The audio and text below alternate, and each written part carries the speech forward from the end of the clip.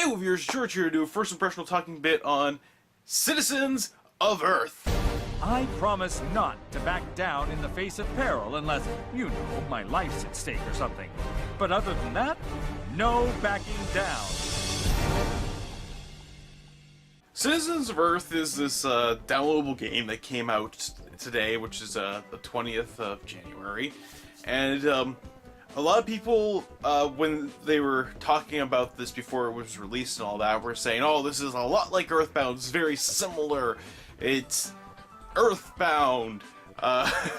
So, of course, this gets me interested because I love Earthbound, as do a lot of people, of course. That kind of goes without saying.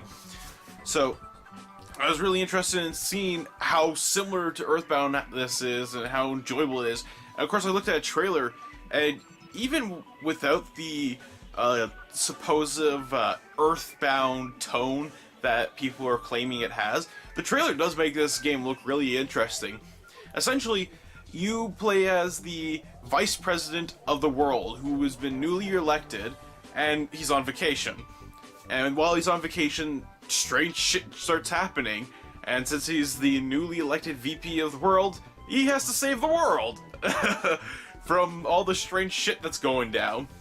Of course, just from that description, you can definitely see some similarities to Earthbound. How in Earthbound, it's obviously a very comedic RPG, but it also has like these earth-shattering events that are happening, and an unlikely individual has to save the world. And of course, the similarities don't end there. I'll get to a lot of those in a second. But as far as what we saw in the trailer, you essentially get to command about somewhere over like 40 different allies in your party, which I'll get to that in a second as well. And you have to do a bunch of little quests and whatnot.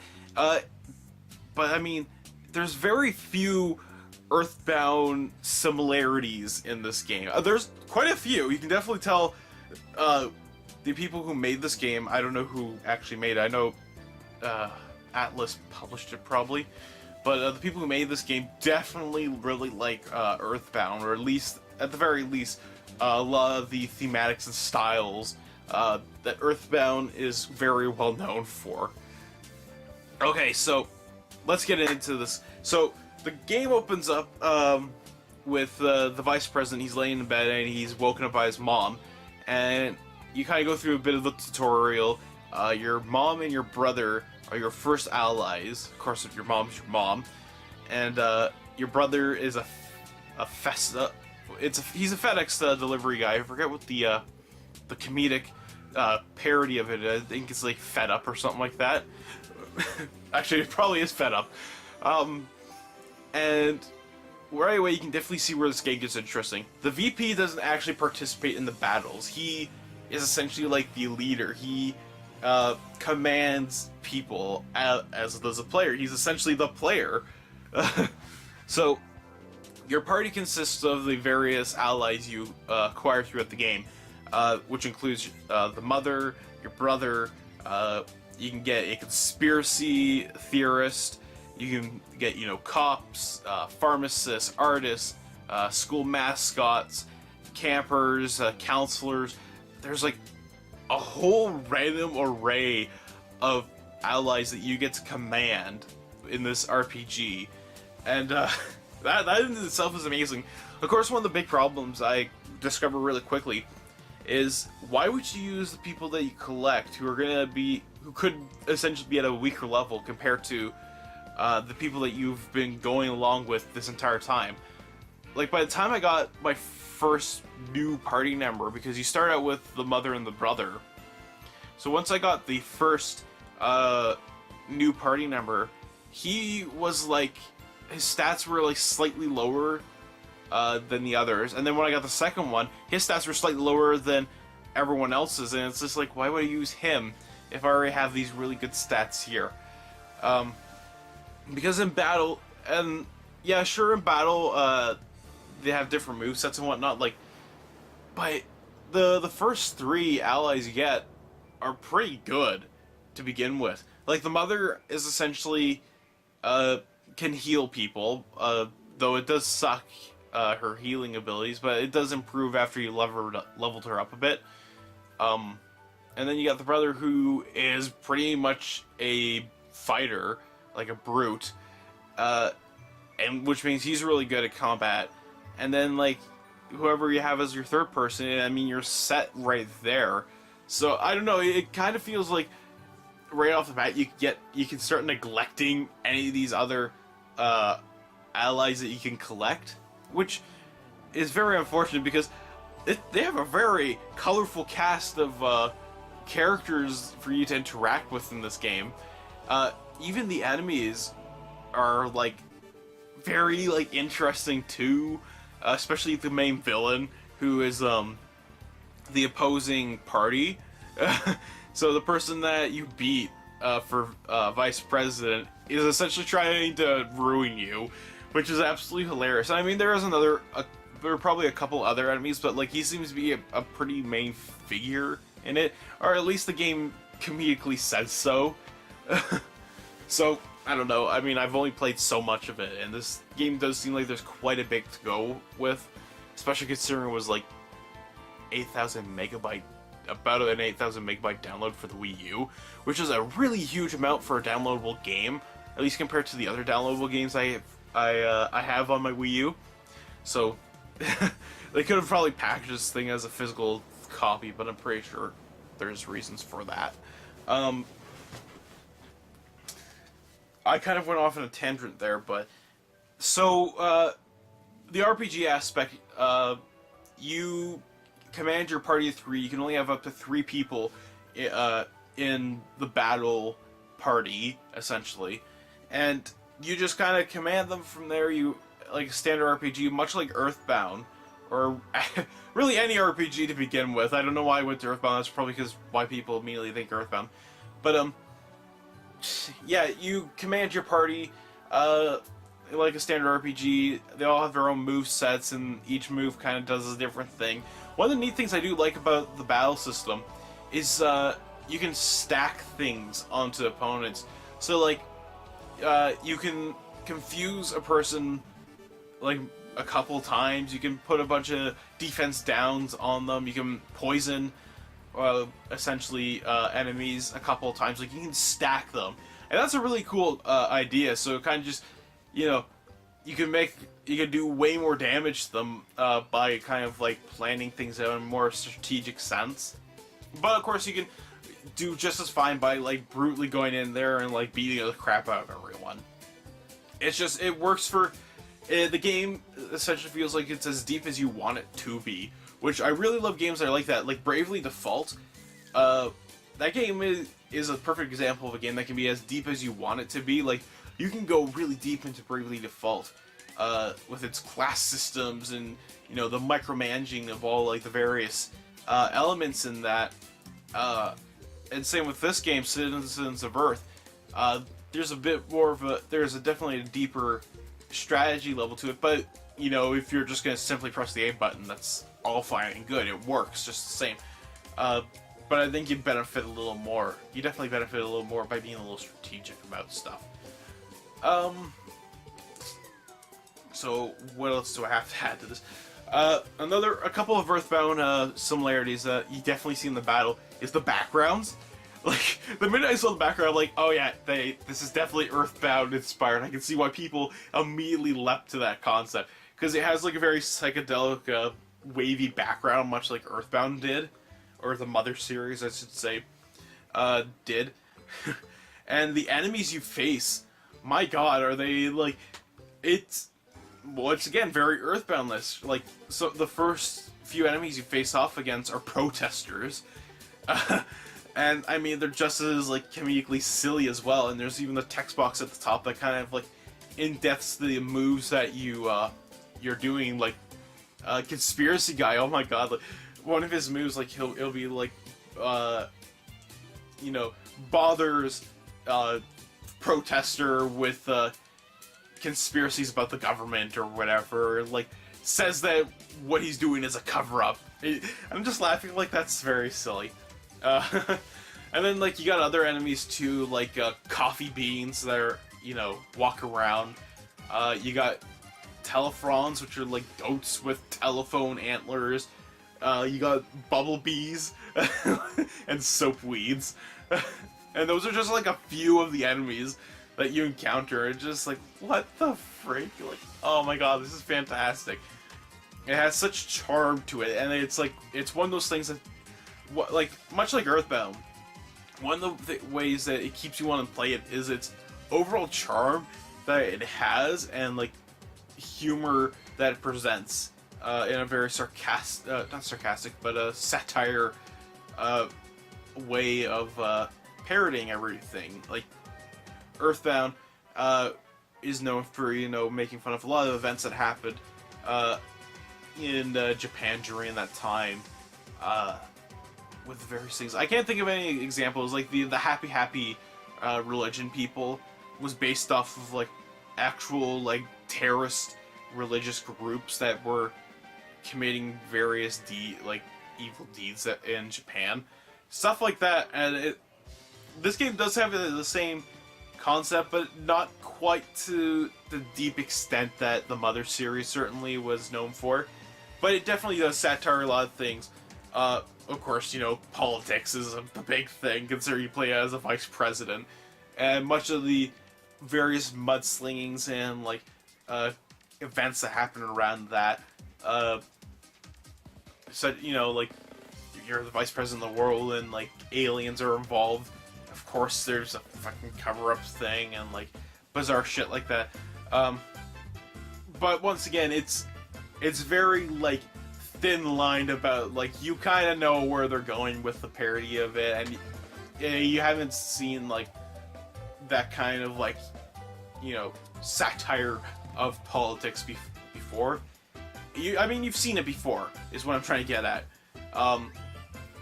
But it's still really good. It still has a fantastic charm and fantastic humor to it. Right off the bat, you'll laugh at some of the silly jokes about, like, the reality of this vice president compared to the face that he puts for a crowd, kind of thing. So I really like that. It's funny, and it's the kind of thing I would expect to see Atlas have under their belt, considering they have their name on this. It's definitely an Atlas title that they would probably, show off. What else do we gotta talk about in this game? The environments, the art, the environments are really interesting. I mean, like, interesting in the way that it works for the story, I should say. I mean, like, you got forest, which is apparently a mountain, but, nitpicking.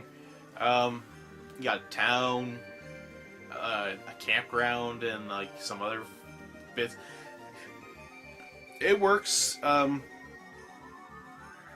The equipment concept of it, there barely really isn't any. It kind of drops the classic RPG at that kind of point, like, much going back to the comparison of how people are saying this is much like Earthbound. In Earthbound, you did have to you can equip, like, better weapons and things to, like, increase your stats.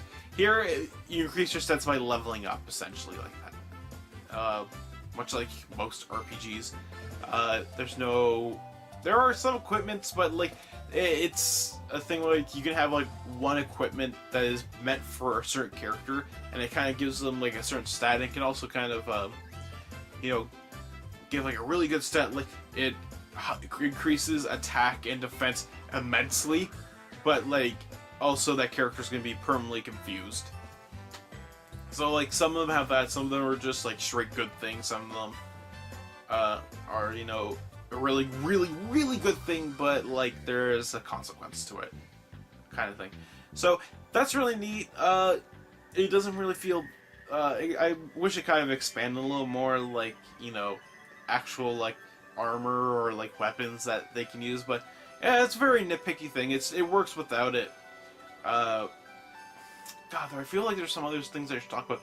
Voice acting, a lot of the main dialogue bits are voice acted, and other things just have, the standard, like, aha, hey, kind of thing. Voice acting works really good. A lot of the characters sound very familiar, and that could just be the fantastic voice work that have the individuals do, where they sound like certain people whose names I cannot remember, but it bugs the shit out of me every time I hear their voice, because it's like, fuck, who is that guy? I've heard it in, like, so many goddamn things.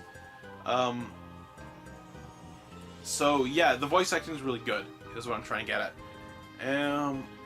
Controls work really well. Music is okay. It kind of fades in the background for me. It wasn't a very prominent thing, but when I did hear, when I did, like, stop to listen to it, it did kind of sound similar to Earthbound. Kind of.